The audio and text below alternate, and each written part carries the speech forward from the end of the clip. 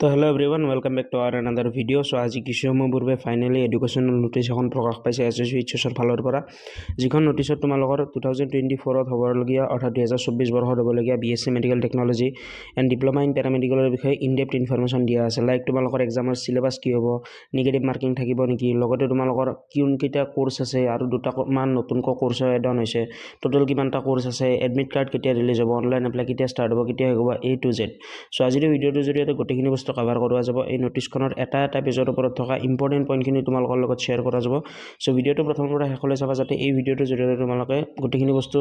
আমি বুজাব বিচৰা গোটেইখিনি বস্তু ভালদৰে বুজিবা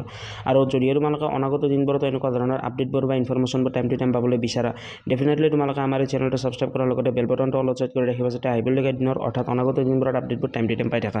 চ' পোনপ্ৰথমতে চাই ল'ব পৰা এইখন হ'ল এডুকেশ্যনেল নটিচ ইয়াৰে ডেট দিয়া আছে 2024 বৰ্ষৰ মে' মাহৰ 22 তাৰিখে এই নটিচখন দিয়া বুলি কৈছে বাট অফিচিয়েল ৱেবছাইটত 2024 বৰ্ষৰ মে' মাহৰ 29 তাৰিখে অৰ্থাৎ আজিহে ৰিলিজ কৰিছে চ' পোনপ্ৰথমতে চোৱা educational notice entrance examination for selection of candidates for admission into BSc medical technology and degree diploma in paramedical courses in the both of government and private institutions and colleges of Assam for the academic session 2024 and 2025 so এইখন 2024 and 2025 সেশনৰ notice হয় ইয়াতে এইখিনি বস্তু দিয়া আছে বহুতে পাছত আৰু ক'ব যে ফেক নটিচ দ্যাটছ ওয়াই মই তোমালোকক এইটো বস্তু মাতি পেলাই নিজে শুনাই দিলোঁ চ' এতিয়া কথাটো হ'ল যে আমাৰ এন্ট্ৰেন্স এক্সামিনেশ্যন কেতিয়া হ'ব 2024 বৰ্ষৰ জুলাই মাহৰ 28 তাৰিখ ছানডে তোমালোকৰ এন্ট্ৰেন্স এক্সাম কণ্ডাক্ট কৰা যাব এন্ট্ৰেন্স এক্সামৰ অনলাইন এপ্লাই 2024 বৰ্ষৰ মে' মাহৰ 28 তাৰিখৰ পৰা আৰম্ভ কৰি জুন মাহৰ 28 তাৰিখলৈ চলিব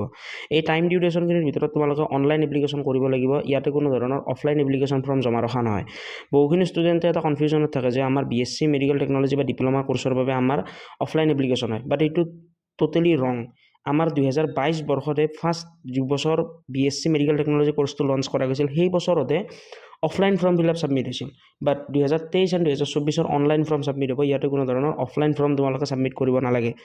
চ' এই এক্সামিনেশ্যনটো দিয়াৰ বাবে তোমালোকে বেলেগকৈ কিছুমান ফিজ দিব লাগিব ফৰ এক্সাম্পল সকলোৰে বাবে ফিজটো বেলেগ হ'ব কোনোবা যদি অনলি BSc মেট্ৰিকৰ এক্সাম দিয়ে তেওঁৰ ফিজ বেলেগ হ'ব কোনোবা যদি কিবা এটা বেলেগ এক্সাম দিয়ে তেন্তে তেওঁৰ বেলেগ হ'ব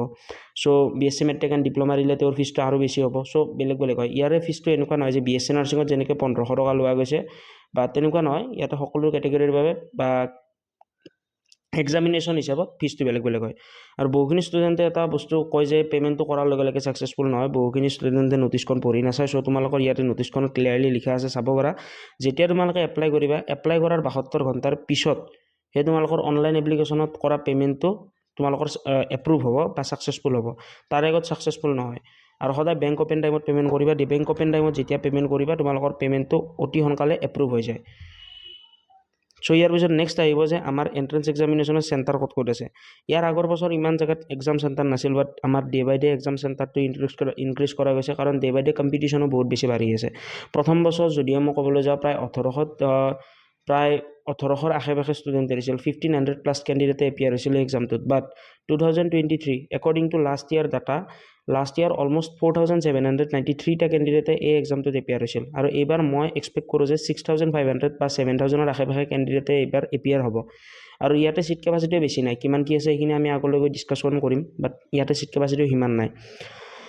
গোটেইকেইটা কোৰ্চ মিলি চ' ইয়াতে চাব পৰা গুৱাহাটী ডিব্ৰুগড় শিলচৰ যোৰহাট বৰপেটা ডিফু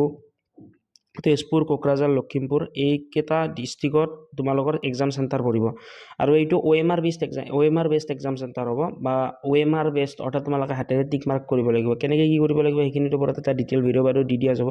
যাতে তোমালোকে ভালদৰে চাব পাৰা চ' এইখিনি আছিল ইয়াৰ পিছত নেক্সট পেৰাগ্ৰাফটো দিয়া আছে admit card will be available online at SSVHS.in from 16/7/2024 অৰ্থাৎ এক্সামৰ প্ৰায় তোমালোকৰ 10-12 দিন আগতে তোমালোকে যিখন এডমিট কাৰ্ড আছে সেই এডমিট কাৰ্ডখন ডাউনলোড কৰিব পাৰিবা আৰু সেইখনত তোমালোকে এক্সাম চেণ্টাৰ পাতি বা বাকী ডিটেইলছখিনি পাবা চ' এইখিনি আছিল আৰু ইয়াতে এটা হেল্পলাইন নাম্বাৰ দিয়া আছে এই হেল্পলাইন নাম্বাৰটো তোমালোকে কল কৰিব পাৰা অফিচ অপেন টাইমত বহুতে অফিচ ক্ল'জ টাইমত কল কৰে আৰু পাছত কয় যে কল ৰিচিভ কৰা নাই চ' এইটো আছিল আমাৰ ফাৰ্ষ্ট পেজ হয়তো এই ভিডিঅ'টো অকণমান লং হ'ব বিকজ এই ভিডিঅ'টোত মই তোমালোকক গোটেইখিনি বস্তু ইনডেপ্থ ইনফৰমেশ্যন দি আছোঁ আৰু সেই ইনফৰমেশ্যনখিনিৰ লগত ৰিলেটেড বস্তু তোমালোকক কৈ আছোঁ সো সেইভাবে ভিডিওটো অকণমান দীঘলীয়া হ'ব পাৰে, বাট যিমানখিনি ষ্টুডেণ্টে এই ভিডিওটো প্ৰথমৰ পৰা শেষলৈ চোৱা মই গেৰাণ্টি দিব পাৰিম তোমালোকে আন একো ভিডিঅ' চাব নালাগে, A to Z doubt A to Z problem তোমালোকে এই ভিডিঅ'টোৰ জৰিয়তে ছল্ভ হ'ব। যদিহে তোমালোকে 2024 বৰ্ষত হ'বলগীয়া D.Pharm বা BSc মেডিকেল টেকন'লজি অথবা পেৰামেডিকেলৰ বাবে প্ৰিপেৰেশ্যন কৰি আছা, বৰ্তমানলৈ তোমালোকে প্ৰিপেৰেশ্যন কৰি আছা আৰু বেছি ভালদৰে প্ৰিপেৰেশ্যন কৰিব মন কৰা, দেন তেনেকুৱা ক্ষেত্ৰত তোমালোকে আমাৰ ক্ৰেছ কোৰ্চ এনৰলমেণ্ট কৰিব পাৰা। এই ক্ৰেছ কোৰ্চৰ ভিতৰত পঢ়োৱা যিমানখিনি লাইভ ক্লাছেছ থাকিব, কেমেষ্ট্ৰিৰ হওক অথবা ফিজিক্স হওক, বায়'লজি হওক, ইংলিছৰ হওক, এইখিনি বস্তু যদিহে তোমালোকে ভালদৰে পঢ়া, বেলেগ একো চাব নালাগে, ছাফিচিয়েণ্ট হয় এক্সামৰ বাবে। এইখিনি যদি চাই লোৱা এইখিনি বহুত হয়। চ' যদিহে তোমালোকে এতিয়ালৈ আমাৰ ক্ৰেছ কোৰ্চটো জইন কৰা নাই, লিংক ডেছক্ৰিপশ্যন বক্সত দিয়া থাকিব, লিংকত ক্লিক কৰি তোমালোকে আমাৰ এপৰ ভিতৰত গৈ প্ৰচেছটো ফ'ল' কৰি মেলি তাতে ক্ৰেছ কোৰ্চ এনৰলমেণ্ট কৰিব পাৰিবা। আদাৰৱাইজ এটা ইজি মেথড আছে, তোমালোকৰ সন্মুখত এটা স্ক্ৰীণত কণ্টেক্ট নাম্বাৰ শ্ব' হৈ আছে, সেই ছেম কণ্টেক্ট নাম্বাৰটো ডিছক্ৰিপশ্যন বক্সতো দিয়া থাকিব। তোমালোকে সেই কণ্টেক্ট নাম্বাৰটোত কল বা হোৱাটছএপৰ জৰিয়তে ক্ৰেছ কোৰ্চ ৰিগাৰ্ডিং এনিথিং সুধিব পাৰিবা এনি টাইম। চ' যদিহে তোমালোকে সুধিব বিচাৰা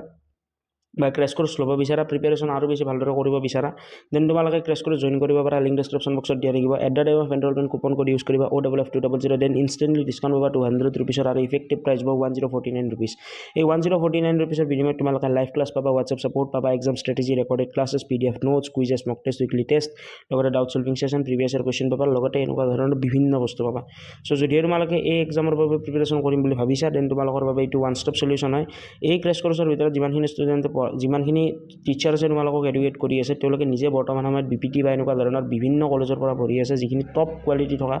বা টপাৰ ষ্টুডেণ্ট হয়। চ' যদিহে তোমালোকে পঢ়িব বিচাৰা এই ক্ৰেছ কোৰ্চৰ ভিতৰত, দেন স্ক্ৰীণত শ্ব' থকা কণ্টেক্ট নাম্বাৰটোত হোৱাটছএপৰ জৰিয়তে কণ্টেক্ট কৰিব পাৰা। ক্ৰেছ কোৰ্চ বুলি এটা টাইপ কৰি দিলে আমাৰ ফালৰ পৰা তোমালোকক বাকী ডিটেইলছখিনি তাতে কৈ দিয়া যাব। চ' এতিয়া আমি নেক্সট ছেকেণ্ড পেজলৈ আহোঁ। চ' ছেকেণ্ড পেজতো তোমালোকৰ ছেম বস্তুখিনি দিয়া আছে। জুলাই মাহৰ 28 তাৰিখে তোমালোকৰ এক্সামিনেশ্যন হ'ব। এক্সামিনেশ্যন আৰম্ভ হ'ব 11 বজাৰ পৰা আপ টু 1 PM লৈ। চ' ইয়াতে তোমালোকৰ 100 মাৰ্কৰ এটা এক্সামিনেশ্যন হ'ব, যিখন এখন ছিংগল চিটিং পেপাৰ থাকিব। ইয়াতে তোমালোকৰ 4খন পেপাৰ দিয়া নাযায়। এখন পেপাৰৰ ভিতৰতে physics, chemistry, biology with English 4টা ছাবজেক্ট থাকিব। পাৰ ছাবজেক্ট 25 মাৰ্ক থাকিব, পাৰ ছাবজেক্ট 25 কুৱেশ্যন থাকিব। ইয়াতে তলত বস্তুখিনি দিয়া আছে। আৰু ইয়াতে তোমালোকৰ 10+2 ষ্টেণ্ডাৰ্ড বুলি দিয়া আছে। 10+2 ষ্টেণ্ডাৰ্ড মিনছ তোমালোকৰ 11 and 12 বোথ চাব লাগিব। 11ৰ পৰা তোমালোকৰ অলমষ্ট 30% আহিব আৰু 12ৰ পৰা 70% চিলেবাছ কভাৰ কৰা যাব। ফৰ এক্সাম্পল যদি 100টা কুৱেশ্যন থাকে, সেই 100টাৰ ভিতৰত তোমালোকৰ 30টা কুৱেশ্যন থাকিব ক্লাছ 11ৰ পৰা, আৰু বাকী যিকেইটা আমাৰ চ' আৰু মেৰিট লিষ্টখনৰ ওপৰত তোমালোকৰ বহুখিনি ষ্টুডেণ্টৰ এটা কনফিউজন থাকে যে মেৰিট লিষ্টখন কেনেকুৱা ধৰণে বনোৱা যায়। চ' মেৰিট লিষ্টখনৰ ওপৰত এটা ডিটেইল ভিডিঅ' দি দিম। এই ভিডিঅ'টোৰ জৰিয়তে যদি গোটেইখিনি বস্তু কভাৰ কৰোৱা যায়, দেন তোমালোকে একো বুজি নাপাবা। চ' মেৰিট লিষ্টখন কেনেকুৱা ধৰণে প্ৰিপেয়াৰ কৰা যায় সেই বিষয়ে মই তোমালোকক এটা নেক্সট ভিডিঅ'ৰ জৰিয়তে জনাই দিম 5 নম্বৰ পইণ্টৰ ওপৰত। চ' এতিয়া যদি আমি চাবলৈ যাওঁ যে এলিজিবিলিটি ক্ৰাইটেৰিয়া কি লাগিব। চ' যদিহে তোমালোকে এলিজিবিলিটি ক্ৰাইটেৰিয়াৰ অৰ্থাৎ ছেকেণ্ড নম্বৰ পেজৰ একেবাৰে তলৰ দফাটো চোৱা, দেন তাতে ক্লিয়াৰলি লিখা আছে applicant must B citizen of India, অৰ্থাৎ ইণ্ডিয়াৰ চিটিজেনশ্বিপ থাকিব লাগিব, তেতিয়া এপ্লাই কৰিব পাৰিব। আৰু be a permanent resident of Assam for the admission into government institution. So' যদি কোনোবা ষ্টুডেণ্টে গভাৰ্মেণ্ট ইনষ্টিটিউশ্যনত এডমিশ্যন ল'ব বিচাৰে, তেওঁ পাৰ্মানেণ্ট ৰেচিডেঞ্চিপ থাকিব লাগিব। এতিয়া বহুখিনি ষ্টুডেণ্টৰ এইটো মনত কনফিউজন আহে যে ইণ্ডিয়াৰ চিটিজেনশ্বিপ থাকিব লাগিব, আৰু ইণ্ডিয়ান চিটিজেনশ্বিপততো ইণ্ডিয়াৰ ভিতৰত বসবাস কৰা মেক্সিমাম মানুহৰ হাততে আছে, অলমষ্ট 80% মানুহৰ হাততে আছে। চ' তেনেকুৱা ক্ষেত্ৰত বহুখিনি ষ্টুডেণ্টে কি কৰে, নাগালেণ্ড বা অৰুণাচল বা তেনেকুৱা বেলেগ ষ্টেটৰ পৰা পঢ়ি আহে। চ' যিমানখিনি ষ্টুডেণ্টে বেলেগ ষ্টেটৰ পৰা পঢ়ি আহে বা তেওঁলোকৰ ওচৰত PRC আছে, দেন তেওঁলোকে এই চিটটো ল'বলৈ এলিজিবল হয়। যদিহে তেওঁলোকৰ ওচৰত ইণ্ডিয়াৰ চিটিজেনশ্বিপ আছে, দেন তেওঁলোক এলিজিবল, লগতে তেওঁলোকৰ PRCখন থাকিব লাগিব। যদিহে তেওঁলোকৰ লগত PRCখন নাথাকে, দেন তেওঁলোকে এলিজিবল নহয়। PRCখন থাকিব লাগিব, PRC যদি আছে, দেন তেওঁলোকে চিটটো পাব। চ' বহুখিনি ষ্টুডেণ্টৰ এইটো কনফিউজন থাকে, সেইবাবে মই কৈছিলোঁ এই ভিডিঅ'টো চোৱাৰ পিছত বেলেগ একো ভিডিঅ' চাব নালাগে, গোটেইখিনি বস্তু এই ভিডিঅ'টোৰ জৰিয়তে কভাৰ কৰি দিয়া যাব। চ' ইয়াৰ পিছত নেক্সট থাকিব আমাৰ কোৱালিফিকেশ্যন। চ' কোৱালিফিকেশ্যনৰ ক্ষেত্ৰত যদিহে তোমালোকে চোৱা, যিমানখিনি ষ্টুডেণ্টে এই এক্সামটোত বহিব বিচাৰা, তোমালোক সকলোৰে কোৱালিফিকেশ্যন এটলিষ্ট HSSLC অৰ্থাৎ হায়াৰ ছেকেণ্ডাৰী লিভিং চাৰ্টিফিকেটখন থাকিব লাগিব, অৰ্থাৎ HS পাছ কৰিব লাগিব উইথ ছায়েন্স ষ্ট্ৰীম, 10+2 ষ্টেণ্ডাৰ্ড থাকিব লাগিব। আৰু তোমালোকৰ ইয়াতে এটা বস্তু এইবাৰ মেনশ্যন কৰিছে যে ফিজিক্স, কেমেষ্ট্ৰি আৰু বায়'লজি এই তিনিটা ছাবজেক্ট মিলি মিনিমাম 45% লাগিব জেনেৰেল কেণ্ডিডেটৰ বাবে। বাকী SC, ST, OBC, ST, PNST, hills বা এনেকুৱা ধৰণৰ বাকী কেটেগৰীবিলাকৰ বাবে 40% হ'লে এলিজিবল হ'ব। চ' এইটো তোমালোকৰ বাবে ভাল খবৰ। যিমানখিনি ষ্টুডেণ্টৰ মাৰ্ক কম আছিল, দেন তোমালোকে অনলি PCB অৰ্থাৎ ফিজিক্স, কেমেষ্ট্ৰি, বায়'লজি মিলি 45% হ'লে তোমালোকে এলিজিবল হয়। আৰু মেক্সিমাম ষ্টুডেণ্টে 45% পাছ কৰি যায়, বিকজ সিমান এটা হেৰি নাথাকে আৰু মিলি যায়। সো এতিয়া আৰু ইয়াতে কোনো ধৰণৰ গ্ৰেছ মাৰ্কৰ ইনফৰমেশ্যন ইবাৰ দিয়া নাই কোৱালিফিকেশ্যনৰ ভিতৰত যদিহে তোমালোকে চোৱা ইয়াৰ আগৰ যিটো PDF আছে সেই PDFটোত ক্লিয়াৰলি লিখা দিছিল যে without grace mark and single চিটিঙত পাছ কৰিব লাগিব বাট এইটো নটিফিকেশ্যনত কোনো এই বিষয়ে মেনশ্যন নাই আই থিংক তোমালোকৰ মাজত যদিও কোনোবা ষ্টুডেণ্টে গ্ৰেছ মাৰ্কৰ পাইছে তেন্তে তেতিয়াও তোমালোকে চিট পাবলৈ সক্ষম হ'ব পাৰা মই চিয়'ৰ নহয় বাট পাব পাৰা যিহেতু নটিছত মেনশ্যন নাই বাট ইয়াৰ আগৰ যিমানকেইখন নটিছ আছে সেই নটিছত ক্লিয়াৰলি মেনশ্যন আছে যে তোমালোকৰ গ্ৰেছ মাৰ্ক থাকিব নালাগিব বাট এই নটিছখনত এই বিষয়ে কোনো ধৰণৰ মেনশ্যন নাই চ' ইয়াৰ পিছত আহিব আমাৰ fees exam fees so exam ফিজৰ কথা যদি আমি চাবলৈ যাওঁ এন্ট্ৰেন্স এক্সামিনেশ্যনত তোমালোকৰ এক্সামিনেশ্যন ফিজটো সকলো কেটেগৰীৰ বাবে বেলেগ বেলেগ হয় যদি কোনোবা ষ্টুডেণ্টে জেনেৰেল কেটেগৰী হয় আৰু তোমালোকে BSc medical technology and paramedical দুটাৰ বাবে এক্সামিনেশ্যন দিবা টোটেল তোমালোকে 1500 rupees পে'মেণ্ট কৰিব লাগিব যদি কোনোবা ষ্টুডেণ্ট জেনেৰেল হয় তেওঁলোকে চ' এক্সাম্পল এটা দিছোঁ প্ৰেক্টিকেলি বুজাই দিম ফৰ এক্সাম্পল যিমানখিনি ষ্টুডেণ্ট জেনেৰেল আছা তোমালোকে যদি BSc মেডিকেল টেকনলজি এণ্ড পেৰামেডিকেলৰ এণ্ট্ৰেন্স এক্সামিনেশ্যন দিব বিচাৰা তোমালোকে 1500 টকা এপ্লিকেশ্যন ফিজ দিব লাগিব যদি কোনোবা ষ্টুডেণ্ট জেনেৰেল হয় যিমানখিনি ষ্টুডেণ্ট জেনেৰেল আছে যদি অনলি তোমালোকে ডিপ্ল'মা কোৰ্চৰ বাবে এক্সামিনেশ্যন দিবা তোমালোকে টোটেল 700 rupees পে'মেণ্ট কৰিলে হ'ব যদি কোনোবা ষ্টুডেণ্টে degree and diploma paramedical course combine দিব বিচাৰা দেন তোমালোকে তেতিয়া টোটেল 2000 rupees পে'মেণ্ট কৰিব লাগিব এইকেইটা হ'ল জেনেৰেল কেটেগৰীৰ বাবে বাকী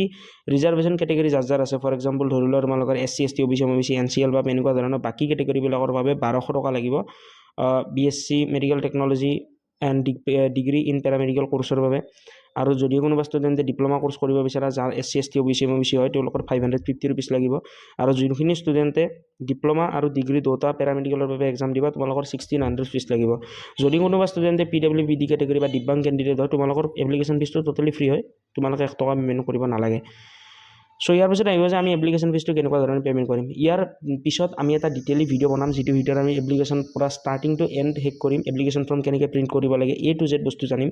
বাট তথাপিও তোমালোক সকলোৰে ভিডিঅ'তে কৈ দিওঁ তোমালোকে SSHৰ অফিচিয়েল ৱেবছাইটলৈ যাবা তাতে ফিজ কালেক্ট অপশ্যনত ক্লিক কৰিবা ষ্টুডেণ্ট কেটেগৰী চিলেক্ট কৰিবা তাৰে পিছত পেৰামেডিকেল এণ্ট্ৰেন্স এক্সামিনেশ্যন ফিজত গৈ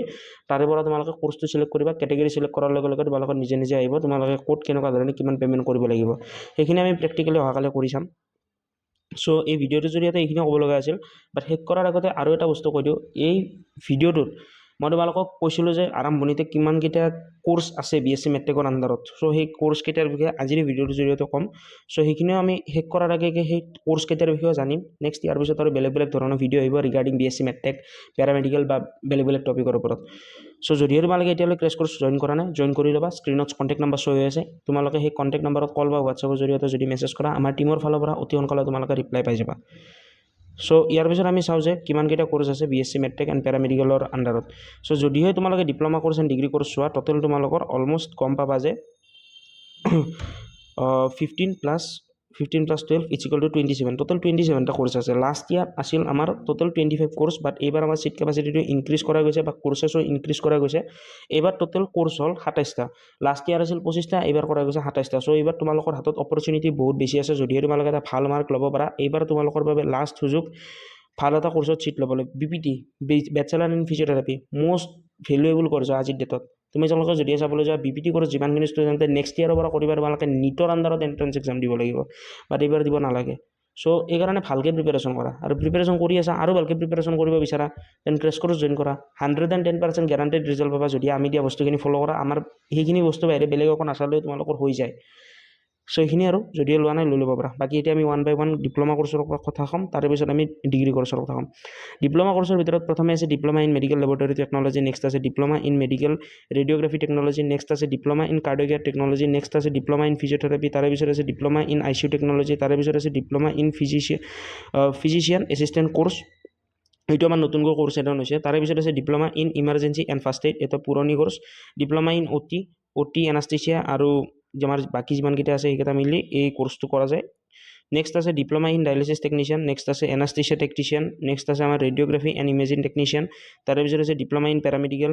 তাৰে পিছত আছে diploma in OT technician course তাৰে পিছত আছে diploma in radiotherapy course radiotherapy আৰু ৰেডিঅ'লজি দুটা বেলেগ হয় সেইটো এটা একে নহয় বহুতে মিছকনচেপশ্যন হয় বাট একে নহয় তাৰে পিছত আছে ডিপ্ল'মা ইন অপাৰেশ্যন থিয়েটাৰ চমুকৈ ইয়াকে CSSD বুলি কয় তাৰে পিছত আছে ডিগ্ৰী কোৰ্চৰ ভিতৰত প্ৰথমে BSc in radiography and imaging technology, next আহে BSc in medical laboratory technology, next আহে কাৰ্ডিঅ'কেয়াৰ টেকনলজি, তাৰে পিছত আছে ডায়ালিচিছ টেকনলজি, তাৰে পিছত ট্ৰুমা এণ্ড ইমাৰ্জেঞ্চি, তাৰে পিছত OT টেকনলজি, তাৰে পিছত এনাস্থেচিয়া এণ্ড ক্ৰিটিকেল কেয়াৰ, তাৰে পিছত ব্লাড বেংকিং টেকনলজি, তাৰে পিছত ICU টেকনলজি, তাৰে পিছত bachelor in radiography and advance imaging, তাৰে পিছত আছে বেচেলাৰ ইন ফিজিঅ'থেৰাপি, তাৰে পিছত আছে বেচেলাৰ ইন অপট'মেট্ৰি। চ' এই গোটেইকেইটা কোৰ্চ ভাল হয়, যিমানকেইটা কোৰ্চ ডিগ্ৰীৰ ভিতৰত আছে তাৰে ভিতৰত মই বহুতে কৈ থাকে যে কোনটো কোৰ্চ ভাল, মই ছাজেষ্ট কৰিম BPT কোৰ্চ ল'ব পৰা, বেটাৰ হয়। তাৰে পিছত তোমালোকে অপট'মেট্ৰি কোৰ্চ ল'ব পাৰা, ভাল হয়। ৰেডিঅ'গ্ৰাফি ল'ব পাৰা, OT ল'ব পাৰা, ভাল কোৰ্চ হয় এইকেইটা। চ' যদি এই কোৰ্চবিলাকত চিট পোৱা তোমালোকে খুব কম খৰচত বা খুব ভালকৈ তোমালোকে ডিগ্ৰী কোৰ্চ কৰিব পাৰিবা আছাম ষ্টেট গভৰ্ণমেণ্ট মেডিকেল কলেজৰ আণ্ডাৰত। চ' যদিহে তোমালোকে এতিয়ালৈ আমাৰ ক্ৰেছ কোৰ্চ জইন কৰা নাই, জইন কৰিব বিচাৰা, দেন স্ক্ৰীণত চাই থকা কণ্টেক্ট নাম্বাৰটোত কল বা হোৱাটছএপৰ জৰিয়তে কল কৰিলে বা হোৱাটছএপত মেছেজ দিলে আমাৰ ফালৰ পৰা তোমালোকক বাকী ডিটেইলছখিনি প্ৰভাইড কৰি দিয়া যাব। যিমানখিনি ষ্টুডেণ্টে এই ক্ৰেছ কোৰ্চ লয় মই এইখিনি বস্তু গেৰাণ্টি দিব পাৰিম যে তেওঁলোকে 110% ৰিজাল্ট পাব, যদিহে আমি দিয়া বস্তুখিনি ভালদৰে ফ'ল' কৰে। আজিলৈ মানে জয় আই অসম।